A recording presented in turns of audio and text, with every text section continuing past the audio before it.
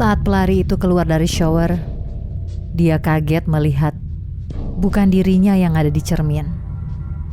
Waylin terus meniru gerakannya dan masih memiliki kemampuan untuk memaksa dia melakukan sesuatu walaupun hanya sedikit.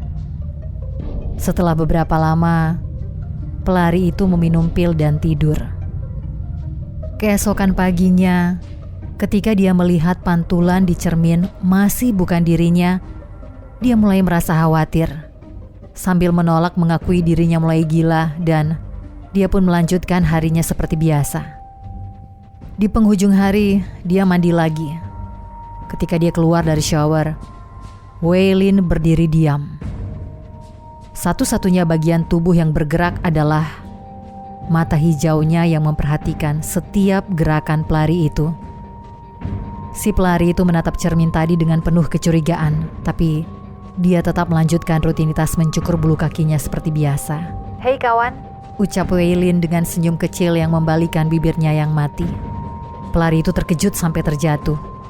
Dia mundur sampai punggungnya menyentuh dinding dan menatap Waylin dengan mata terbelalak. Kau bisa bicara? "Ya, tentu saja." Waylin membuatnya mengambil pisau cukur yang dia jatuhkan tadi dan membuatnya mencukur bulu kakinya kembali. Lalu membuat pisaunya mencukur terlalu dalam ke kulitnya, menyebabkan luka sayat di sepanjang betisnya. Kecelakaan kadang terjadi. Keesokan paginya, Waylin membuatnya melewatkan sarapannya. Waylin membuatnya salah menancapkan garpu, bukan ke telur dadar, tapi justru ke tangannya. Kecelakaan kadang terjadi.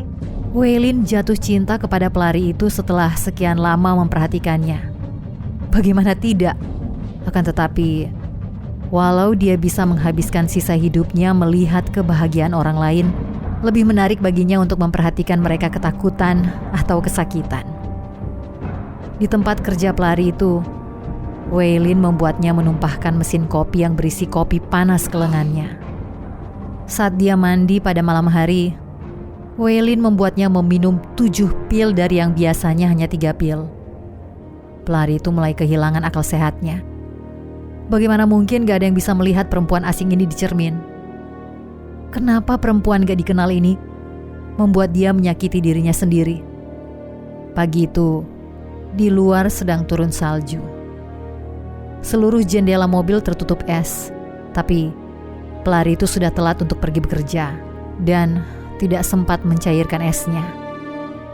Saat dia sedang menyetir melewati jalan yang licin, Waylin membuat pelari itu berbelok tajam ke kiri ketika berada di jembatan.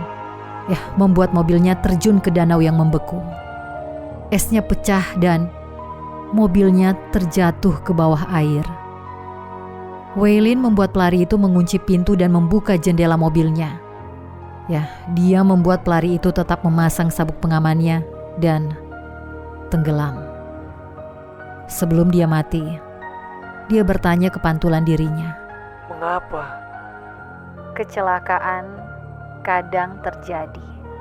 Waylin menunggu di danau sampai seorang murid dari sekolah terdekat mendekat ke air dan melihat mobil yang tenggelam di bawah permukaan es.